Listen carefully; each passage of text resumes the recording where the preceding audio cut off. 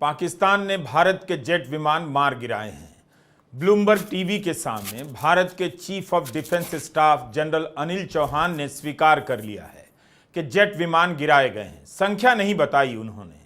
6 विमान गिराए जाने की बात को पूरी तरह नकार दिया। कितने विमान गिराए गए इस सवाल को महत्वपूर्ण नहीं माना।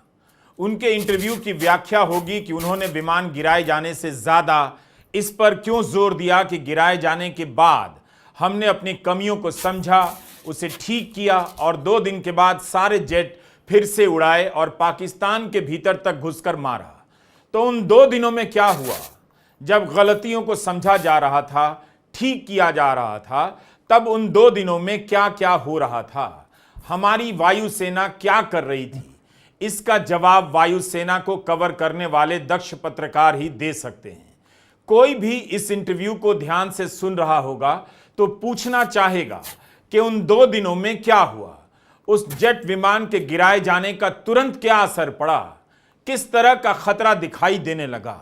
ब्लूमबर्ग टीवी के लिए इंटरव्यू करने वाली पत्रकार का नाम हसलिंदा अमीन है। हमारे पास कॉपीराइट नहीं है, इसलिए हम बातचीत का वीडियो नहीं दिखा सकते, लेकिन क्या बातचीत हुई है उसका अंश बता सकते हैं। अमीन पूछती हैं कि जनरल, एक सवाल का अभी भी जवाब नहीं आया है कि पाकिस्तान ने भारत का कोई जेट गिराया है या नहीं।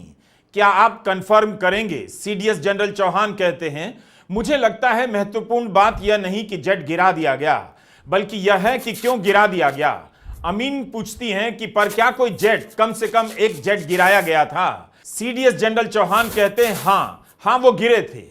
अच्छी बात है कि हम यह समझ सके कि क्या टेक्निकल गलती हुई, हमने उसे ठीक किया और 2 दिन के बाद हमने अपने सारे जेट उड़ाए और लंबी दूरी को टारगेट बनाया।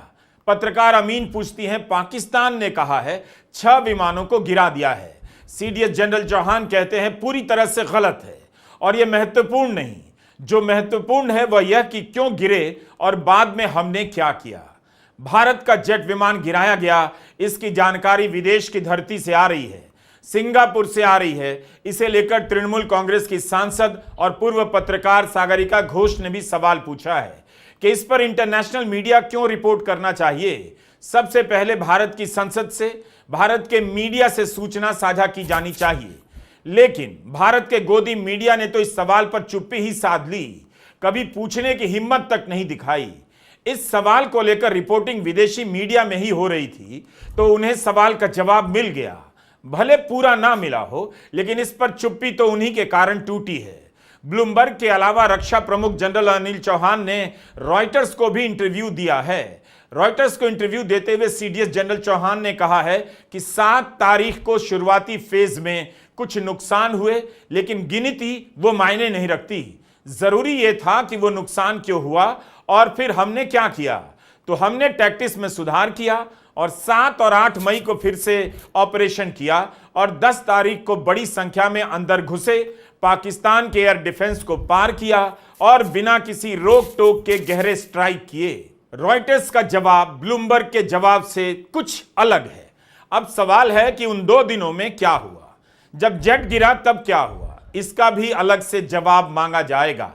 रक्षा विषयों के जानकार सुशांत सिंह ने एक्स पर लिखा है, सीडीएस के इंटरव्यू के अनुसार भारत की वायुसेना ने 2 दिनों तक उड़ान नहीं भरी। क्या वे रफाल की बात कर रहे हैं? यह क्लियर नहीं है। रॉयटर्स और ब्लूमबर्ग का इंटरव्यू का हिस्सा वायरल है, एक्स पर खूब शेयर किया जा रहा है।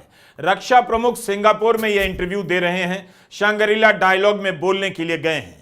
रक्षा मामलों को कवर करने वाले खांटी पत्रकार इस पर टिप्पणी कर रहे हैं। खांटी शब्द का इस्तेमाल हमने इसलिए किया क्योंकि इन्हें पता होता है कि ऐसे कबूलनामे का क्या मतलब होता है।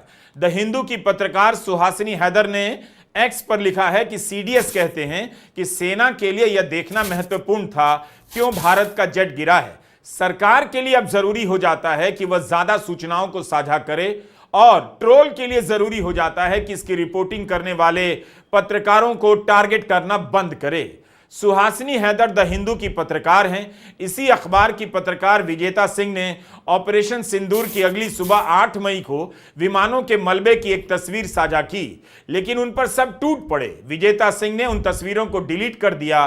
ट्रोल विजेता सिंह पर इस तरह से टूट पड़े कि बहुत सारे पत्रकार इस खबर से पीछे हट गए। यहां तक कि द हिंदू अखबार ने खेद जता दिया और रिपोर्ट ही डिलीट कर डाली। द हिंदू ने लिखा कि ऑपरेशन सिंदूर में शामिल भारतीय विमान के बारे में हमने अपना पहला पोस्ट डिलीट कर दिया है। भारत की तरफ से इसकी कोई आधिकारिक सूचना नहीं दी गई है, इसलिए हमने अपने प्लेटफॉर्म से हटा दिया। हमें अफसोस है कि पाठकों को इसे लेकर भ्रम हुआ होगा। हिंदू ने एक तरह से माफी मांग ली। अपनी रिपोर्टर की रिपोर्ट से पीछे हट गया अखबार। कितना टफ है इस समय में रिपोर्टर होना। जब विजेता सिंह को ट्रोल किया गया तब उन पत्रकारों ने भी कुछ नहीं कहा जो उनका इंटरव्यू करके अपने चैनल का टाइम भरते हैं। अब जब चीफ ऑफ डिफेंस स्टाफ ने स्वीकार कर लिया है कि जेट विमान गिरा है, तब हिंदू अखबार क्या करेगा? क्या सही खबर के लिए माफी मांगने पर माफी मांगेगा? यह भी एक रिकॉर्ड होगा, सही खबर छाप कर भी माफी मांगने का रिकॉर्ड। हम एक बार फिर से बता दें कि भारत का कितना जेट विमान गिरा है, इस बारे में सीडीएस जनरल अनिल चौहान ने कुछ नहीं कहा। बल्कि जब पूछा गया कि पाकिस्तान का दावा है कि भारत के 6 विमानों को गिराया गया, तो उन्होंने इसे पूरी तरह गलत बताया, यानी 6 विमान गिराए जाने की बात नकार दी। लेकिन नंबर महत्वपूर्ण नहीं है, रॉयटर्स को कहते हैं। तो क्या यह माना जाए कि उन्होंने संख्या के बारे में अभी भी निश्चित तौर पर या अंतिम तौर पर कुछ नहीं कहा? नंबर महत्वपूर्ण नहीं हो सकता है, लेकिन नंबर तो हो सकता है, 1, 2 या 3 या कुछ भी। उसे महत्वपूर्ण ना माना जाए, लेकिन विमान की संख्या बतानी तो चाहिए। उन्होंने नंबर क्यों नहीं बताया? संख्या को लेकर भी ऑपरेशन सिंदूर के बाद से सवाल उठ रहे हैं। सीडीएस जनरल चौहान ने यह नहीं कहा कि 6 विमान गिरे हैं, इसे तो उन्होंने पूरी तरह गलत बता दिया। क्या उन्होंने एक जेट विमान के गिराए जाने को स्वीकार किया? यह भी साफ नहीं। केवल इतना कहा कि जेट गिरा है, कितना गिरा है पता नहीं। यह सवाल इसलिए कर रहा हूं कि 30 मई को पत्रकार आदेश रावल के पॉडकास्ट में बीजेपी के सांसद सुब्रमण्यम स्वामी ने कह दिया 5 फाइटर प्लेन गिराए गए। उनसे पूछा गया, नेता प्रतिपक्ष राहुल गांधी ने कहा है कि हमारे विमान गिरे हैं, इस पर आप क्या कहेंगे? जवाब में स्वामी कहते हैं 5 विमान गिरे हैं। चीन के विमान के इस्तेमाल से पाकिस्तान ने भारत के विमान गिराए हैं। वे चीन के विमान की तारीफ करते हैं। रफाल को लेकर भी स्वामी कहते हैं हमारे देश के लिए पर्याप्त नहीं, उसमें भ्रष्टाचार हुआ, अलग बात है, प्रधानमंत्री मोदी के रहते उस पर जांच नहीं हो सकती। लेकिन सीडीएस जनरल चौहान ने स्वीकार तो कर लिया कि विमान गिरा है। कितना विमान गिरा है यह साफ नहीं, कौन सा विमान गिरा है यह भी साफ नहीं। वायुसेना के प्रमुख ने एक भी प्रोजेक्ट के समय पर पूरे नहीं होने का बयान यूं ही नहीं दिया होगा। कुछ तो है जो धीरे धीरे छनकर बाहर आ रहा है, कुछ इधर से कुछ उधर से निकल रहा है। खैर, स्वामी के पहले तेलंगाना के मुख्यमंत्री रेवंत रेड्डी ने रफाल विमान का नाम लेकर सवाल उठा दिया था, लेकिन मीडिया इस खबर को हाथ लगाने से बचता रहा। उनका बयान जरूर छपा होगा, लेकिन किसी ने भी उनकी बात को लेकर तूल नहीं दी। इस संबंध में राहुल गांधी ने पहली बार 17 मई को ट्वीट किया। विदेश मंत्री एस जयशंकर ने बयान दिया कि ऑपरेशन सिंदूर शुरू होने पर पाकिस्तान को सूचना दे दी गई थी कि यह सैन्य कार्रवाई है। उनके इस दावे पर सवाल उठाते हुए राहुल ने ट्वीट किया कि हमारे हमले की शुरुआत पर पाकिस्तान को उसकी जानकारी देना एक अपराध था। विदेश मंत्री ने सार्वजनिक रूप से यह माना है कि भारत सरकार ने ऐसा किया। राहुल ने सवाल करते हुए पूछा कि इसकी अनुमति किसने दी, इस वजह से वायुसेना को कितने विमानों का नुकसान हुआ। बाद में जयशंकर ने इसका खंडन किया और कहा कि सूचना हमले के आधे घंटे बाद दी गई, लेकिन कौन सा विमान गिरा, कितने विमान गिरे, इसका जवाब नहीं आया।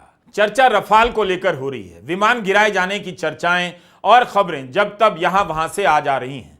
ब्लूमबर्ग की पत्रकार हसलिंदा अमीन ने रफाल का नाम लेकर सवाल नहीं पूछा, जेट का लेकर पूछा तो जेट को लेकर ही जवाब आया। इसके लिए उनके बयान पर हंगामा तो है, लेकिन अभी बहुत कुछ साफ होना बाकी है। जिस तरह से सीडीएस जनरल चौहान ने साफ साफ कहा कि 6 विमान गिराए जाने की बात पूरी तरह गलत है, अगर रफाल को लेकर सवाल पूछा जाता तब पता चलता कि वे रफाल के गिराए जाने की बात स्वीकार करते हैं या नहीं। पश्चिम मीडिया की इस खबर में दिलचस्पी रफाल के कारण लग रही थी। वह इसकी तुलना चीन के विमान की क्षमता से कर रहा था। अगर रफाल नहीं होता तो क्या पश्चिम का मीडिया इसकी रिपोर्टिंग में इतनी दिलचस्पी लेता? यह भी एक सवाल है। उसने अपने विश्लेषणों में लिखना शुरू कर दिया, भारत और पाकिस्तान के बीच चल रहा टकराव अमेरिका और चीन के बीच होने वाले टकराव का परीक्षण जैसा है। इसे 2 परमाणु देशों के बीच अब तक के सबसे गंभीर वायु टकराव के रूप में देखा जा रहा है। पश्चिमी मीडिया ने लिखना शुरू कर दिया कि दुनिया भर के विदेश मामलों के जानकार इस बात को मान रहे हैं कि एक समय आएगा जब अमेरिका और चीन ताइवान के मुद्दे पर एक दूसरे के आमने सामने हो सकते हैं। भारत और पाकिस्तान के टकराव ने चीन की रक्षा प्रणाली और तकनीक को अमेरिका के सामने उजागर कर दिया है। ब्लूमबर्ग के इस इंटरव्यू के बाद कांग्रेस महासचिव की प्रतिक्रिया भी ध्यान से देखनी चाहिए। उन्होंने सीधे सीधे जांच की बात नहीं की, बल्कि एक पुरानी घटना और रिपोर्ट का हवाला दिया। आप गौर से समझिए कि इस मामले में विपक्ष और सरकार किस भाषा में बात कर रहे हैं और किस बात पर चुप हो जा रहे हैं। जयराम रमेश लिखते हैं कि 29 जुलाई 1999 को करगिल युद्ध समाप्त होने के महज 3 दिन बाद वाजपेयी सरकार ने देश के सामरिक मामलों के विशेषज्ञ के सुब्रमण्यम की अध्यक्षता में करगिल समीक्षा समिति गठित की, जिनके पुत्र आज भारत के विदेश मंत्री हैं। इस समिति ने 5 महीने बाद अपनी विस्तृत रिपोर्ट सौंपी। यह रिपोर्ट, जिसका शीर्षक था फ्रॉम सरप्राइज टू रेकनिंग, इस रिपोर्ट को आवश्यक संशोधनों के बाद 23 फरवरी 2000 को संसद के दोनों सदनों के पटल पर रखी गई थी। क्या मोदी सरकार अब सिंगापुर में चीफ ऑफ डिफेंस स्टाफ द्वारा किए गए खुलासे के मद्देनजर वैसा ही कोई कदम उठाएगी? सवाल तो सही है कि अब जब रक्षा प्रमुख ने स्वीकार कर लिया कि जेट गिरा है और गलतियों को ठीक कर 2 दिन बाद पूरी ताकत से हमला किया गया, तो इसका जवाब आना चाहिए कौन सा जेट गिरा, जब कमियों को ठीक किया गया उन 2 दिनों में क्या हुआ, जेट विमान कौन सा था। अब यह सवाल फिर से सक्रिय रूप से पूछा जाना चाहिए। हम ये बात इसलिए कह रहे हैं कि ऑपरेशन सिंदूर के बाद से दुनिया भर के अखबारों में विमान गिराने और रफाल गिराने की बात को लेकर कई सारे खबरें छपी। सवालों में रफाल का नाम ही आया। 29 मई को द वायर में भी खबर छपी कि रफाल कंपनी यह जानना चाहती है कि ऑपरेशन सिंदूर में रफाल विमानों के साथ क्या हुआ। फ्रांस के रक्षा मंत्रालय के प्रवक्ता ने एक प्रेस कॉन्फ्रेंस में कहा है कि अभी तक परिस्थिति साफ नहीं हुई है और फ्रांस अलग अलग बयानों को समझने का प्रयास कर रहा है। प्रवक्ता ने कहा कि हमारे लिए रफाल का मामला सबसे जरूरी है। हम समझना चाहते हैं क्या हुआ है और इसलिए हम अपने भारतीय पार्टनर से संपर्क बनाए हुए हैं। प्रवक्ता ने कहा कि रफाल 20 साल से काम में लिया जा रहा है। अगर ऑपरेशन सिंदूर के दौरान कोई विमान गिरा है तो यह पहली बार होगा कि विमान गिरा है। यह बहुत बड़ा सवाल है। क्या भारत का कोई लड़ाकू विमान मार गिराया गया और यह विमान रफाल था? यह एक ऐसा सवाल है जिसका जवाब किश्तों में आता जा रहा है। पहले कहा गया समय आने पर बताएंगे, फिर कहा गया युद्ध में नुकसान हो जाता है, उसके बाद कहा गया हमारे सभी पायलट सुरक्षित वापस आ गए हैं। 8 मई को विदेश सचिव विक्रम मिस्री ने कहा समय आने पर आपके साथ आधिकारिक सूचना साझा की जाएगी। उसके बाद 11 मई की शाम को सेना की प्रेस कॉन्फ्रेंस होती है, जिसमें द हिंदू के ही पत्रकार Dinakar Peri air marshal A K. Bharti से सवाल पूछ देते हैं। क्या हमारी सेना को हुई क्षति के बारे में कोई जानकारी दे सकते हैं? हमारा कितना नुकसान हुआ है? क्योंकि अंतर्राष्ट्रीय मीडिया में हमारे नुकसान के बारे में काफ़ी कुछ छप रहा है। रफाल के बारे में भी पाकिस्तान दावा कर रहा है रफाल गिराया गया। क्या आप इन सवालों का जवाब देकर स्थिति साफ कर सकते हैं? हिंदू के पत्रकार दिनाकर पेरी पूछते हैं। जवाब में एयर मार्शल ने इन अफवाहों को नकारा नहीं, इन सवालों को नकारा नहीं, खंडन नहीं किया, मगर स्वीकार भी नहीं किया। अपने बयान में उन्होंने कहा कि युद्ध के दौरान नुकसान होता है, मगर यह देखना जरूरी है कि क्या हमने अपने उद्देश्य को हासिल किया।